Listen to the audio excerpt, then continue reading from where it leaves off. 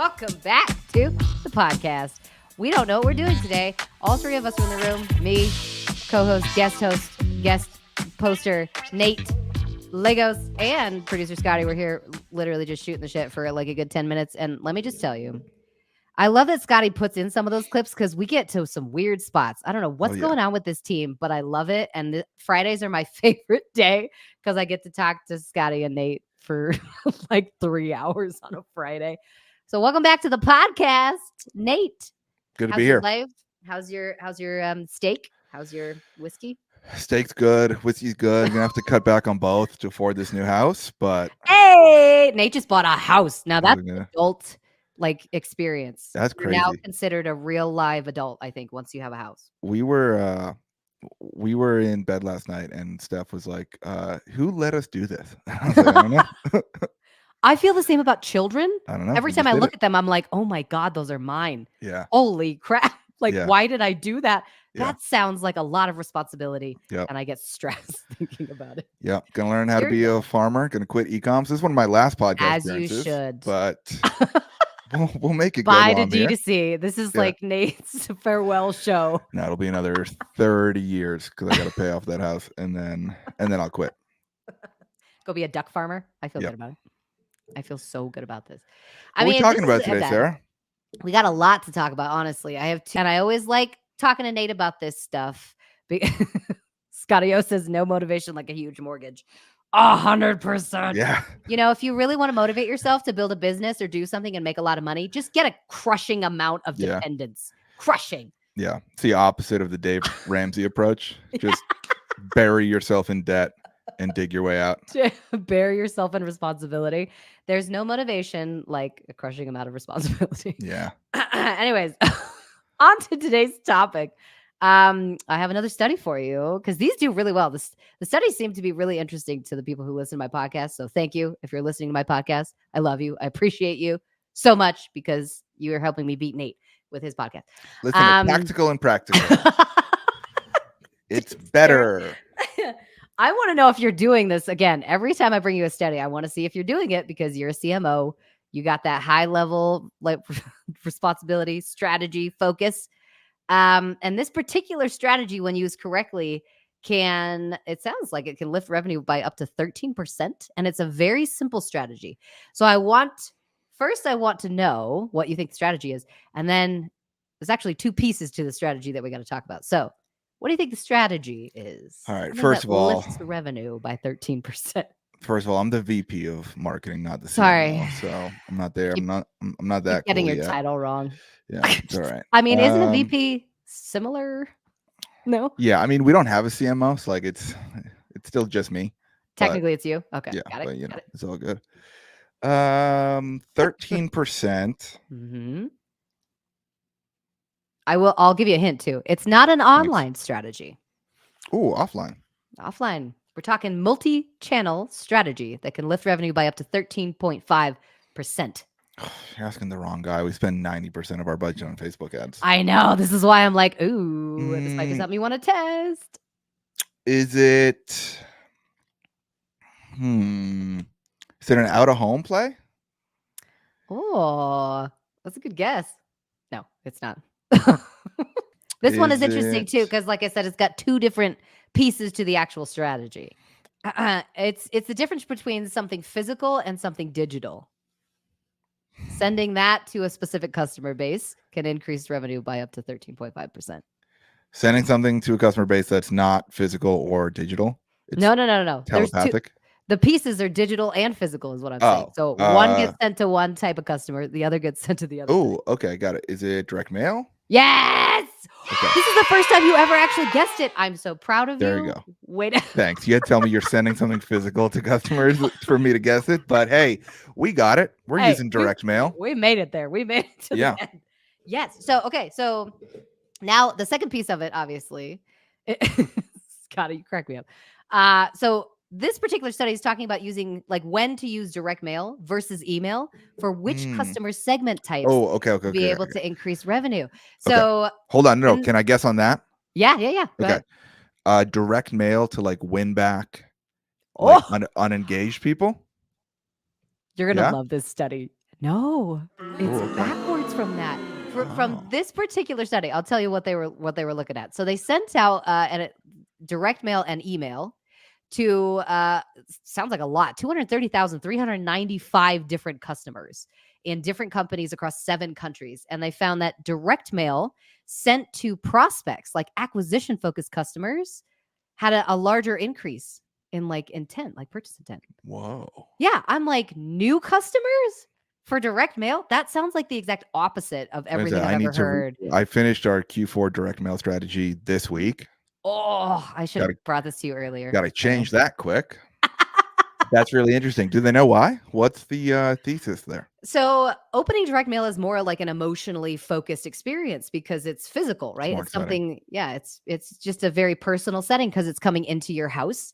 And print materials usually provide a little bit more contextual detail than an Yeah. email does. So, an Yep. email, again, people are going to look at it and say, I have 50 of these in my inbox right now. I'm just going to delete this one or save it for later and then never actually read it. Right. Direct mail is different though, because this is a letter being sent to their house. Now, I know a guy that does direct mail fantastic. Postpilot is probably one of my I should probably talk to Postpilot and see if Yep. they want That's to come on who here. we use. Yes. Oh, Postpilot forever. I love But those hold guys. on, they don't sponsor the podcast, so let's not shout them out. We use someone else. Get it. No, I'm kidding, Drew. I We freaking like Postpilot. They're love good. Postpilot. Fantastic guys. I've worked with Michael for no free ads for a long time. Scotty, you crack me up. Anyways, so this I find really interesting because this study was talking about they did it for a beauty retailer and they did it for what was the other one in here? And a women's apparel company. And both of them were able to like specifically use the tactic of direct mail for acquisition and then email for retention and saw an incredible lift. And I should caveat this. It says that they were the projected increase of revenue was 13.5%. I have a So contradictory theory. oh, okay, I'm ready. I think in this study, they're showing better response to an acquisition audience from direct mail versus email because of how we create direct mail postcards and catalogs or how we create emails Physically or design wise? design wise. Okay. All right. I would agree with that. I think Yeah. emails are like have become I don't know, desperate's not the right word, but they're salesy. Like we Yeah, want to get the I would click agree. right Yeah. away. We want to show you one photo, a headline, and say buy it right now. Whereas Yeah. when we go design postcards and catalogs, we put our brand story and we Yep. put more copy about who we are and why Yeah. we do what we do and the type of people that enjoy our products. Like I Yeah. think I tend to think it's the way we structure them more than it is the medium. Yeah. Because Yeah. like I agree with that. I think and I've seen like our best performing welcome flows are more informational, are more like we want you to fall in love with the brand and we want to speak to you about the aspirational version of yourself that you want to see Mm-hmm. when you buy something like a watch. Yeah. That works way better than saying like, hey, click now Yeah. to buy. So I would argue it's probably less about the medium and more about like how we use it. Yeah. I would agree with that. With the one caveat that direct mail is interesting because it basically uses something called costly signaling. Because it's expensive to send an actual physical form of mail, customers are going to be more likely to view that as like the company actually put in effort. Sending Yeah. an email costs literally nothing. Yeah. I mean, obviously you got to pay for your email like software. No, but yeah. But it's cheap, right? And every brand on the planet is prioritizing email because they know it's fast, it's quick, it's easy. We can send an email within the next 2 hours. It's not a big deal. But if you actually take the time to actually design something that's beautiful, that has a lot of really good communication, good like value to it, and send it to someone's house via snail mail, it signals to the customer effort, which Yeah. It's increases effort that. and like for us, like I think any D2C brand with an AOV that's over like $125, like I think would be considered above average. And Yeah. for us, like it's hard to communicate the value of our products compared to every other Facebook ad you see, every other email in your Yeah. inbox. Yeah. Because a lot of D2C brands are selling cheap shit. And I think getting someone, True. I used to have it, but we sent out a great catalog last year that was like 3 panels and it opened up and it was big and told us who we Ooh. were, and it felt quality. Like Yeah. it How did it felt perform? pretty good, really good. There you go. There you go. Yeah. Yep.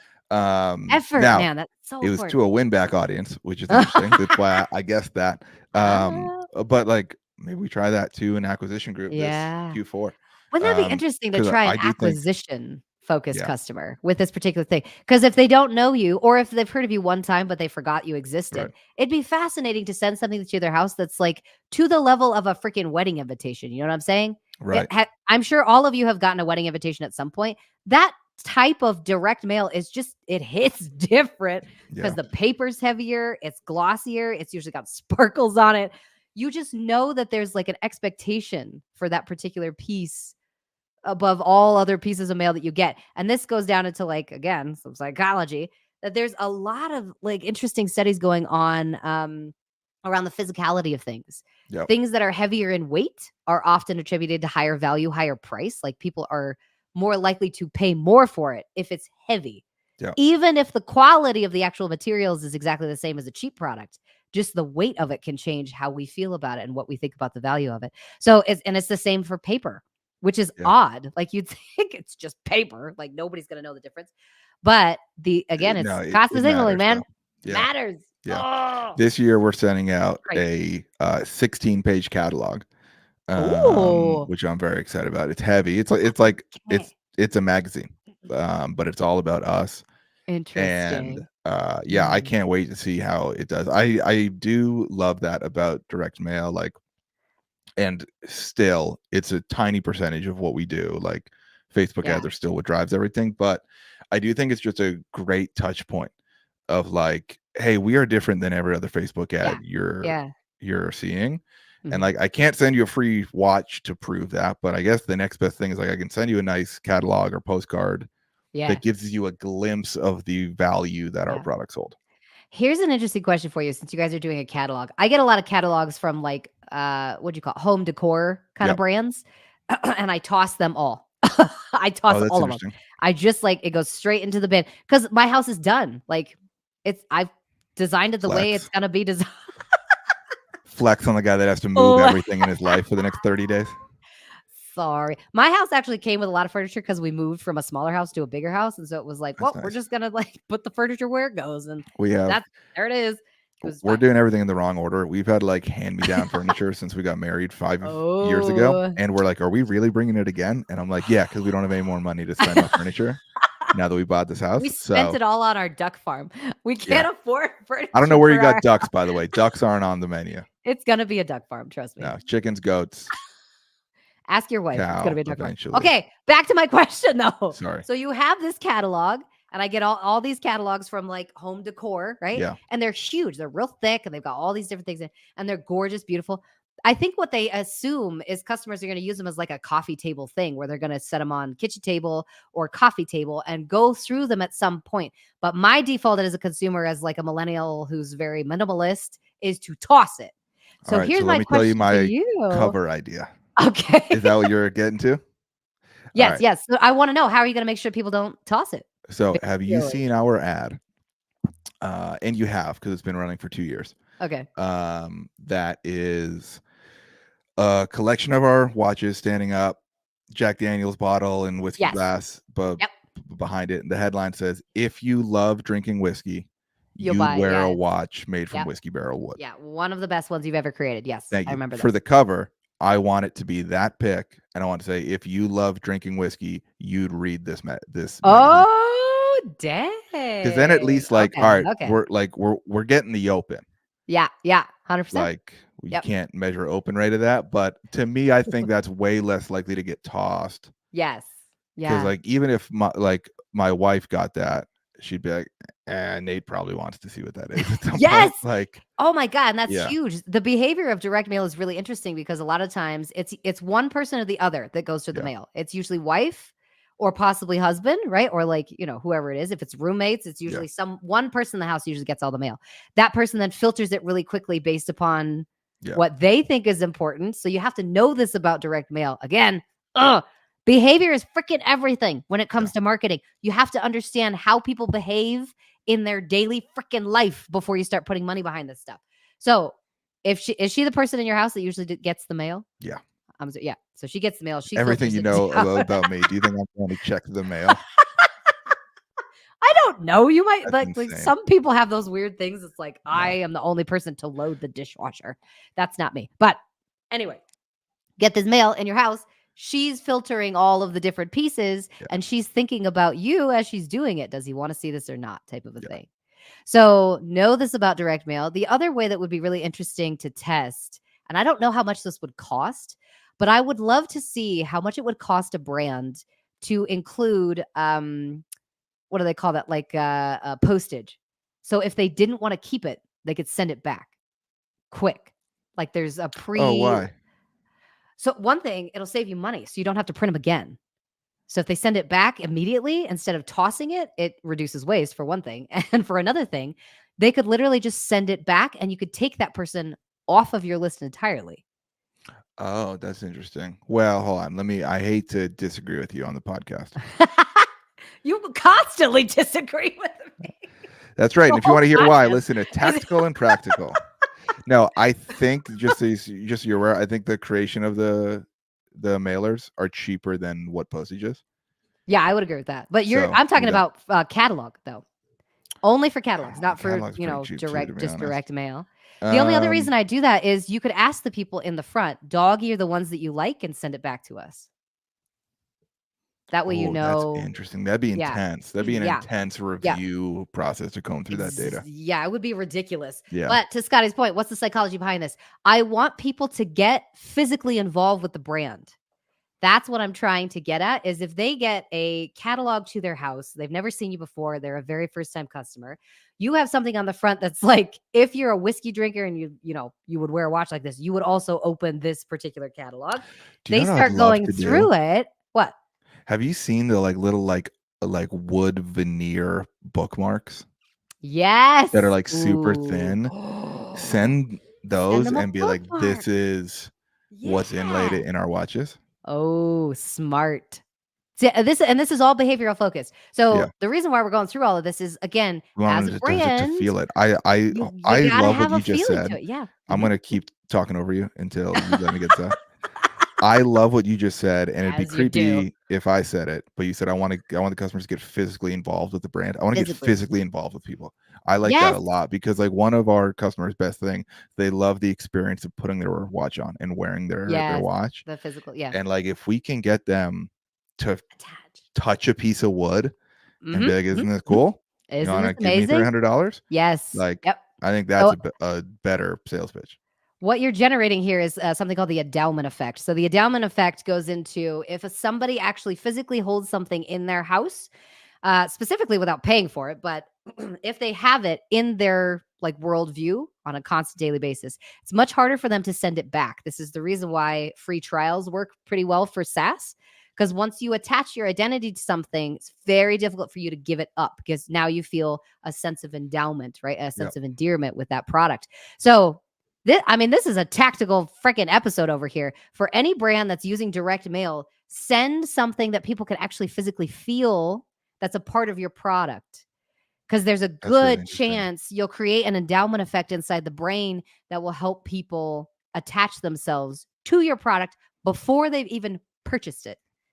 And that's huge for creating I like that a lot. Well, thanks, Sarah. You just made the last week of my work irrelevant. I have to go redo our direct mail campaign for Q4, but I think it's going to be worth it. That's why you come on the show, so that you know what to do next week. Yeah. Okay, so takeaways from this: if you're doing direct mail and you're sending it to any sort of new customer, apparently, according to this study, try direct mail to new guys first and then follow up with email. And to Nate's point, if you're doing any win-back campaigns or if you're sending catalogs, try really hard to send some sort of a tactile something with the product because, man, you can create some weird brain stuff if that happens. What other, let's call them hooks for the lack of a better term, what other hooks can people use to avoid getting thrown in the trash can right away? Hooks that you don't want to be spammy with because the insurance industry constantly uses ones that I don't agree with. Not shady ones like open this or you'll go to jail, like Yep. bullshit stuff. Yep. Obviously, there's a lot of marketing hacks that you can obviously use to try and increase opens for this Hacks type of use stuff. hacks. That's not what I'm talking about. Hacks. Yeah. If you want to use like psychologically based tactics, here's some interesting things about mail. Not a lot of people use mail anymore to actually communicate with each other. So if you can send something that looks like a piece of communication, again, the weight of the paper is actually pretty dang important. If you can front for the money to increase the weight of the paper, you'll automatically get a little bit different of a response for opens in particular. Secondary to that, nobody reads. Nobody reads, guys. We skim, and they've done plenty of studies on this. So for anything, any copy that's on the front page, make sure it actually means something. Don't just put this like 10% off offer because people are going to dump it. They're just going to trash it. They don't care. There's too many of those offers running through their mailbox. So I would probably prioritize something that, again, is kind of enticing, like your copy on the front of your catalog is very enticing. If you're this type of person, call out an identity, then you'll open this magazine, right? Or you'll read it, or you'll browse through it, whatever it is. That's huge. Calling out an identity of the person in the house, massive. The other thing that you could test, I would love to A/B test this. This would be just so good. Test speaking to the wife, test speaking to the husband. Yeah. Test and tell her your husband's gonna want to look at this, so save it. I like that would be freaking nuts. I would love to see that test and check to see how many customers you got into that, because as we've identified for your brand, the what would you call that? The influencer in the house is big time influencer. So try that. Two different identities at the same time. Oh yeah, let's go. Thanks for the free consulting call disguised as an episode of Brain Driven Brands. A lot of people are doing this now. People keep coming on my podcast being like, hey, Sarah, this is content. Anyways, all right. I'm Nate Legos. You can follow me on Twitter and LinkedIn. And Tactical and Practical is my podcast. It's not as fun as this one, but it's really step by step how to grow e-com brands profitably. I break down everything, and episodes are only like 14 minutes long, so it doesn't get drawn out either. But yeah, that's it. Sarah, where can people find you? You can find me basically everywhere you consume content these days. At Sarah Levinger, SarahLevinger,